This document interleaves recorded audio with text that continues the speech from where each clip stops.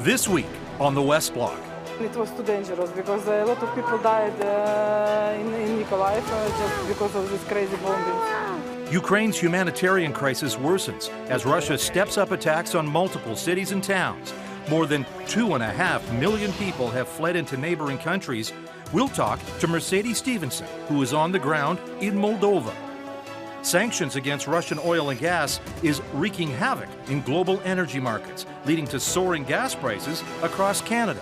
It feels that I'm pumping gold into my car, no longer gas. We speak to Natural Resources Minister Jonathan Wilkinson about rising energy prices and what his government plans to do about it.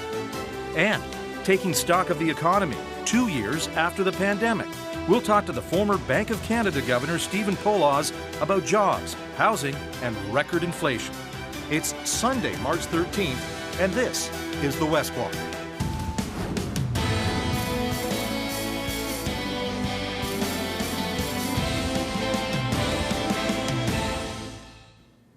Hello, thank you for joining us. I'm David Akin. The stream of refugees fleeing Ukraine has turned into a flood. Most of those have gone to Poland, but plenty are also landing in smaller countries such as Moldova on Ukraine's southern border.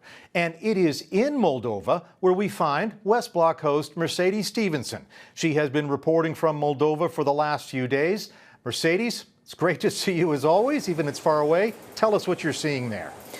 David, we were at the border and the situation is just heartbreaking. As you can see, it's cold here in Moldova at this time of year, and this is the most vulnerable Ukrainians who are coming across the border as refugees. Fighting-aged men are not allowed to leave the country. So this is women with small children. It is the elderly, people holding their pets, struggling at times, falling down, trying to make it across very long walks. And it's putting a real strain on Moldova because this is a small country and it's not a wealthy country. But Moldovans have truly opened their hearts and quite literally their homes as well to allow people to come in. But it is putting a strain on the social system here. The numbers anywhere between 4 to 10% of the population now made up of refugees, with another 1 million potentially coming across the border if Odessa is struck by the Russian military again.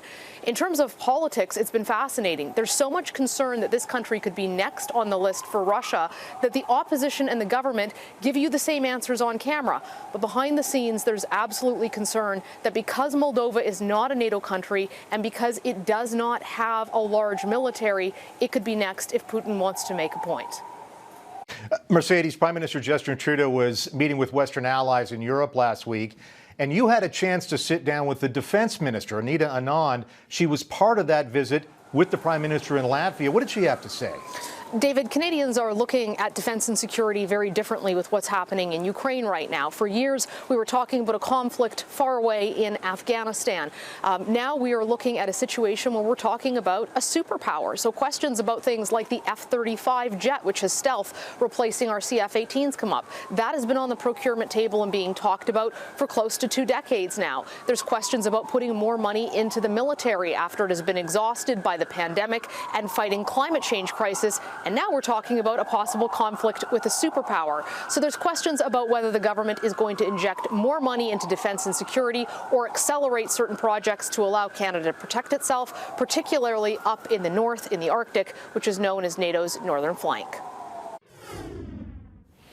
Well, I think let's take a step back and look at defense spending overall, because your question really goes to ensuring that we have a secure country, continent, and NATO contribution. I will say that we know from our defense policy that we will be increasing defense spending by 70% over the 9-year period beginning in 2017. But in the context of the current threat environment, we must ask ourselves, is that enough? Should we be doing more? And my view is to come to the table with a robust package for NORAD modernization in the short term, and to ensure that we are ensuring that we have our NATO commitment very well placed on our priority list. Those are priorities for me as minister, and I believe they are warranted in the current threat environment that we are living in and witnessing every single day. With all due respect, Minister, the war it's right now, and Canada has had Russian bombers in the past poke our airspace, come through. Not that they're going to drop bombs on us, they were simply provoking, but that was also a different environment. There's Russian interest in the Arctic. Is there not a reason to accelerate the ability to defend Canadian airspace right now? There certainly is a need to move as quickly as possible with our future fighter procurements. And from a D&D perspective, that is exactly what I am seeking to achieve. We need to make sure that all of our procurements, that whether it is air, land, or sea, are moving forward quickly. And that is something that I believe I can bring to the table, having been the minister at PSPC. I have my deputy minister who was there with me as well. Now at D&D, we are working very hard on modernizing procurements, and we will continue to ensure that we do so, whether it's in the context of future fighters or JSS or any other procurements that serve the Canadian Armed Forces. You have to remember at the very beginning of my mandate letter from the Prime Minister is to ensure that the Canadian Armed Forces are well equipped and well resourced. I am a person that likes to deliver on the requests that are asked of me, and that's exactly what I am working on. How quickly do you think that could happen? I mean, during the Afghanistan war, Stephen Harper sole sourced things because we were at war. We're not at war right now, but obviously this looming specter of what Russia is capable of is weighing on your mind, certainly, and everyone. It is weighing on my mind. I will say that the process is not run under my watch. It is run at Public Services and Procurement Canada. But the most important thing that I can say as Minister of National Defence is that we achieve the equipment that the Canadian Armed Forces need as quickly as possible and at the best price possible. Are you concerned about the state of readiness of the Canadian Armed Forces, in particular the Canadian Army? I've had multiple sources tell me that they seem to have difficulty responding, that it's slow, that it will be a struggle to even meet the 1 month deadline to get 120 people here. It's been many years since we were at war in Afghanistan, and parts of the Army have hollowed out, especially those non-commissioned officers in the middle who make up the bulk of the soldiers and that junior leadership. Is that something you're seeing as the minister? Well, I will assure you that reconstitution and recruitment of the Canadian Armed Forces is a top priority for both the Chief of Defence Staff and me. We need to ensure that we are continuing to rebuild the Canadian Armed Forces. Having said that, we are continually engaged in assuring that where deployments are needed, resources are able to flow. And so it is a process of examining the particular situation, the threat involved, the security issues at play, and making decisions about where to deploy resources. There is no doubt there are issues that we need to ensure are alleviated, including reconstituting the Canadian Armed Forces, but contributing to the rebuilding and the refurbishment of NATO's eastern flank by upping our commitment to Operation Reassurance was one of my top priorities, and I'm very pleased that we were able to announce that a couple of weeks ago. Do you look back at how your government has managed defense since 2015 and feel like maybe you were a little bit blasé, a little bit asleep at the switch? There wasn't the urgency to procure things, there wasn't the urgency to recruit, and there wasn't the urgency to spend on defense. I look ahead. I've been the minister for 3 months, and I need to keep working hard for the Canadian Armed Forces. They are my priority, and I will do my very best, whether it's culture change in the military, whether it's procuring ships and planes for the military, whether it is ensuring that we are living up to our NATO and NORAD commitments. I will keep working for the Canadian Armed Forces and therefore the Canadian population at large. And I appreciate that, but you are a member of the government as well. Do you think that the government has performed well on the defense file? I believe we have continued more work to do, and that's exactly what I'm going to do it. Thank you so much.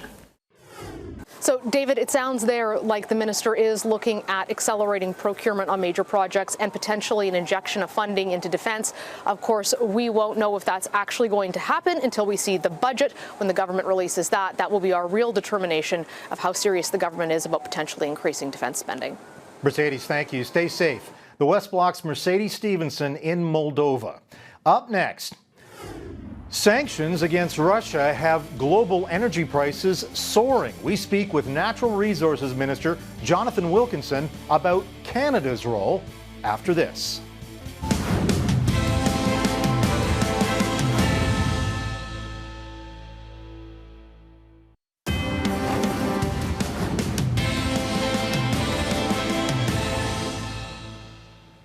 Perhaps as much as foreign ministers or defense ministers, the world's energy ministers have been forced to react to Russia's invasion of Ukraine. Oil and gas supply disruptions, caused in part by sanctions, have seen prices skyrocket. The push is on now to find ways to replace Russian oil and gas in the marketplace, and that includes Canada. Joining us now to talk about this from his constituency in North Vancouver is our Natural Resources Minister, our Energy Minister, Jonathan Wilkinson. Minister, good to see you this morning. And I guess the first thing to ask is, Vancouver, gas prices are $2 a litre or more. It's apparently the most expensive in North America. And I'll bet your constituents are asking why, and is there anything we can do about this? Yeah, my constituents, and I think Canadians and Americans and Europeans are all experiencing the elevated prices for both oil and gas, particularly for oil here in Canada. And I would say that that is a function of the uncertainty that has been generated by the terrible tragedy that we are seeing unfold in Ukraine. Uncertainty around whether Russian oil and gas will continue to flow, but also it's driven by the desire on the part of virtually all of the Western European countries to find ways to replace Russian oil and gas that they currently import with other sources. And so there are some things that we can do. First and foremost, the International Energy Agency ministers met about 2 weeks ago to start the conversation about how we provide greater certainty to the market, because some of this is just being driven by uncertainty. I want to talk a little bit more about what Canada can do, but before I do, just let me come back to the pocketbook issue for so many Canadians. $100 a barrel oil is, of course, great for a producing country. It's lousy for consumers, great for producers like Canada. Alberta's getting a lot more royalty revenue, and Premier Kenney, you heard this week, decided to turn back some of that revenue in the form of rebates to Albertans to compensate for high gas prices. Would you be an advocate at the cabinet table as we start to talk federal budget? Is it possible for Canada to use some of its enhanced royalty revenue for an enhanced one-time only benefit to turn some money back to Canadians, recognizing the high energy prices they're dealing with right now? Well, I think we certainly have to be focused on the issue around affordability, as this government has been in the context of all kinds of other conversations around housing and childcare and Canada Child Benefit and other things. Certainly, I recognize that this is a big challenge for many Canadians, and we need to figure out what the best way to actually address that is. It certainly can be in terms of pushing forward with encouraging people to utilize zero emission vehicles and those kinds of things, which are not nearly as sensitive to the price. It certainly can involve a look at the windfall profits that the oil and gas sector is actually making during this period of time that is driven by this terrible tragedy in Ukraine. And it may involve other tools. Those are conversations that we are having on an ongoing basis, and it's an important conversation. In terms of things Canada can do, I heard Newfoundland Premier Andrew Furey last week talk about frustration with the delay, the extra delay that the federal government announced on the Bay du Nord project. And for those who don't know, that's a new oil and gas production facility proposed, something like 500 kilometers offshore of St. John's. He says that could help put some more energy into European markets. Is there some other ways that your Canadian producers could be moving energy to Europe? There are. We are looking, of course, we are looking to respond to the needs of our European friends and allies. They have asked us to look at what we may be able to do. And just as the Americans led the process that allowed for the release of some of the strategic reserves, they've asked all of us that produce oil and gas as to whether there are things we can do to be of assistance. We are looking right now at whether we can actually flow more oil over the course of the short term through the existing pipeline network to help them address some of the transitional issues that they're facing right now. certainly one of the things that the Europeans are saying is not only do they need to replace Russian oil and gas, but they actually need to accelerate the transition that they're going through to renewables and hydrogen to ensure that they actually are producing more energy domestically and to ensure that they're sourcing the energy that they need, the clean energy that they need going forward from stable, secure, democratic countries on which they can rely. You mentioned pipeline infrastructure, and I want to see if I can get an update on Line 5. And of course, you know what this is. This is the line that brings Western Canadian crude to refineries in Eastern Canada, but it's a line that goes across Michigan. Michigan Governor Whitmer wants to close this line. You had the chance in Houston last week, you were down for the big oil industry conference, to talk to the Energy Secretary, Jennifer Granholm, a former Michigan governor. Did Line 5 come up? Was there some discussion about how we can secure North American energy and specifically Line 5? Yeah, we did talk about that. That was certainly one of the issues amongst, as you will appreciate, many others that we are talking about right now. Certainly, Secretary Granholm understands the issue. She is a former governor of Michigan. And I expressed the continuing strong support on the part of the government of Canada to find pathways to resolve this such that Line 5 continues to operate. It is a critical piece of infrastructure, not just for Canada, but also for parts of the United States. And shutting it down, to be honest, just makes no sense at all in the context of Canada then needing to import oil from the United States in order to replace supplies that actually flow through Line 5. So I expressed my view very strongly. This issue is before the courts. The government of Canada is supporting the proponent very strongly in the court cases, and we expect that the proponent will be ultimately victorious. But obviously, we need to await the determination of the American court system. Minister Jonathan Wilkinson, our Natural Resources Minister, thank you so much for joining us today. We'll be right back. Please stay with us.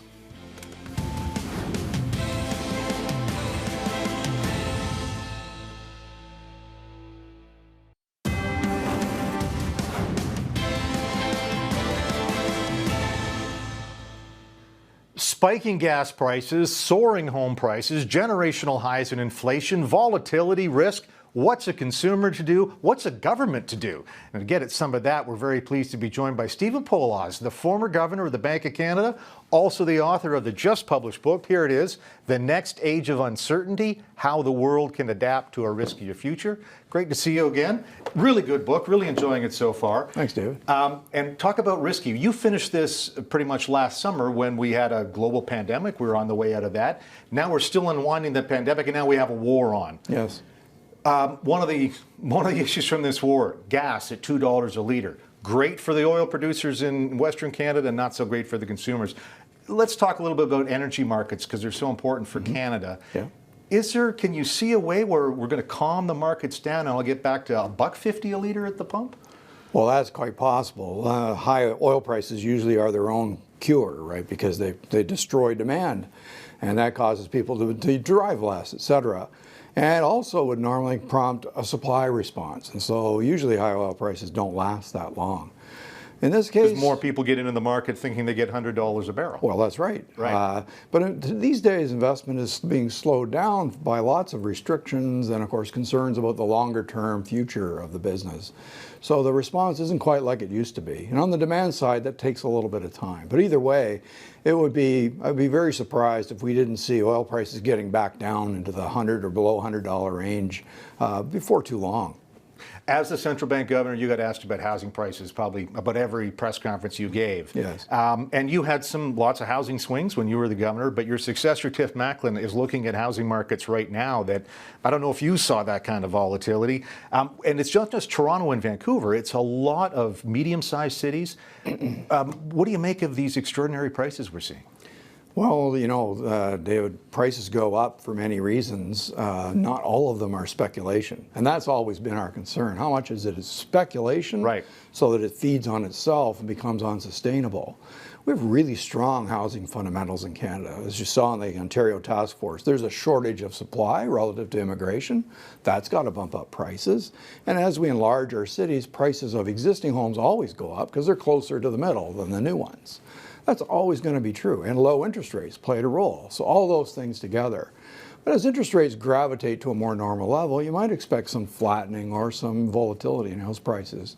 Hard to predict at this stage because those other fundamentals remain strong. One of the things I've always thought, and I might have asked you this question when you were governor, is that policymakers, banks or governments tend to respond to demand. We're going to give you a rebate on this or that. Yeah.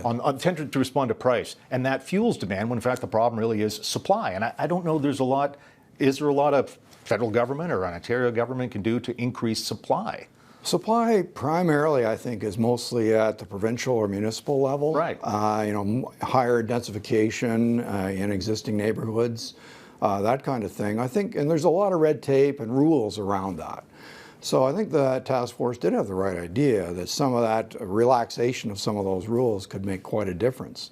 But that's a really hard thing to get it done politically, isn't it? Yeah, no, absolutely. I do want to recommend the book because I was saying just before it came on camera, it's obviously about economics, lots of the themes we're talking about, but they'll get to know you, your sense of humor. There's good banker jokes in here, if you believe it or not, if you call it. But you do, one serious theme that you sort of close with is a bit of concern that policymakers, governments, bankers, businesses will have trouble or may not have the capacity to manage in this era of rapid volatility when the amplitudes of swings are so extreme. Can you talk a bit about that? Sure. The core premise of the book is that there are forces acting beneath the surface, like population aging or technological change, rising income inequality. These things are giving rise to interactions between one another and giving us higher bouts of volatility. And those things are on a rising trend. So volatility should continue to grow through time. Governments usually save us from volatility, like they did a great job during the pandemic, let's face it. But will they have the capacity to do even bigger events in the future and maybe soon? And I think the answer is not really. I think it's going to be very hard for traditional policy tools to do that. So I think companies and their employees will need to prepare themselves, be more conservative, be ready for more volatility like we see today, such as oil prices or house prices or employment up and down. Those are the kinds of things, the everyday volatility that's going to hit people. I've got about 30 seconds, and as the grandson of a Ukrainian immigrant, I wonder what you make of the international coordination you saw in the wake of this invasion. You know international coordination for any kind of crisis is so important. Yes, I mean, I lived in those fora as governor, and I was always thinking, well, these are good meetings, but we're not getting a lot done. But there wasn't really much in that way to do. Yeah. A crisis really brings out the very best in those forums, and I have been very, very impressed with that collegiality, the ability to move things that previously you wouldn't have expected. So at least we've got what we can on the table to see if we can somehow counteract this atrocity. Yeah, no, it's incredible. Stephen Poloz, former Bank of Canada governor, thanks so much. Good luck with the book, The Next Age of Uncertainty, not the John Kenneth Galbraith book, The Age of Uncertainty. That is our show for today. Thank you so much for watching. We'll see you back here next Sunday for The West Block. I'm David Akin.